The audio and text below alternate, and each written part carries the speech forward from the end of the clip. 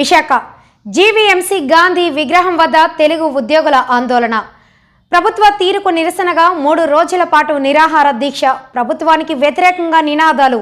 3 సంవత్సరాల కాల పరిమితి సర్కులర్ రద్దు చేసి 6 నెలల బకాయిల జీతాలు వెంటనే చెల్లించాలని డిమాండ్.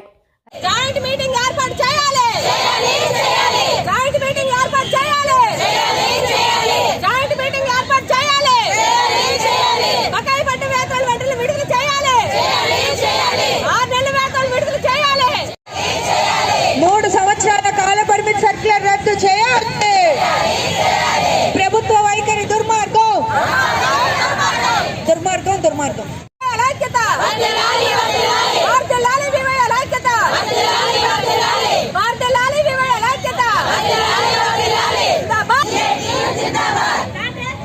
సరే అమ్మా రాశారట్రా తల్లి. అయ్యి పాపా మీకు స్లోగన్స్ పేపర్స్ ఇచ్చారా?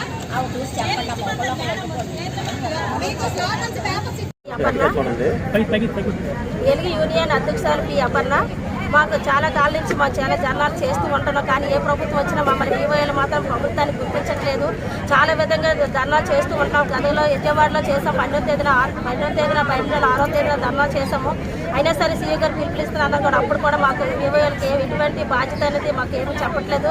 అలాగే మాకు 6 నెలలు బట్టి జీతాలు రావట్లేదు. అయినా సరే మాకు పని భారాన్ని బాగా పెడుతున్నారు. ఏపీఎంలు కానీ సీసీలు కానీ సర్పంచ్ పీడీ గారు అందరూ కూడా పని ఒత్తిడి మాత్రం పెంచుతున్నారు, కానీ మా జీతాలు మాత్రం ఎటువంటి మాత్రం గుర్తించడం జరగట్లేదు. మేము చాలా ఇబ్బంది పడుతున్నాము. చాలా జీతాలు చూస్తే ఖర్చులు చూస్తే చాలా భారంగా పెరిగిపోయి, కానీ మాకు జీతాలు మాత్రం రెగ్యులర్ రాలేదు. మా కోరిక ఒకటేనండి, మా కాల పరిమితి రద్దు చేయాలని కోరుతున్నాము. అలాగే 10 నెలల మిగతా ప్రభుత్వ ఉద్యోగులకు ఎలాగైతే జీతాలు పడుతున్నాయో, ప్రతి అకౌంట్లో ఎలాగైతే పడుతున్నాయో మమ్మల్ని కూడా వివోఏలు గుర్తించి 10 నెలలు కూడా మా అకౌంట్లో డబ్బులు వేస్తారని మేము కోరుచున్నాము. అలాగే మాకు 8,000 రూపాయలు చాలట్లేదు. గత ప్రభుత్వం 10,000 రూపాయలు ఇస్తున్న జీతం ఇస్తానని భరోసా ఇచ్చింది, కానీ గత ప్రభుత్వం కూడా 8,000 జీతం ఇస్తుంది. కానీ ఈ ప్రభుత్వం వచ్చిన దాకా 2 నెలలు పడ్డాయి. మిగతా నెలల నుంచి కూడా మాకు 6 నెలలు బట్టి జీతాలు పడలేదు. మరి 2 నెలలు పోతే మాకు 7 నెలల జీతం అనేది పూర్తి స్థాయిలో అనేది అయిపోయింది. కానీ ప్రభుత్వం మాత్రం మాకు ఆ జీతాలు మాత్రం దయ్యం చెప్తున్నాం. కూటమి ప్రభుత్వానికి ఒకటే ఉద్దేశం చెప్తున్నాం. మా వేరు కోరి ప్రభుత్వాన్ని ఎంపిక చేసుకున్నాము. మా వివోలు అందరూ కూడా రాష్ట్రం మొత్తంగా 28,000 వివోఏలు ఉన్నాము.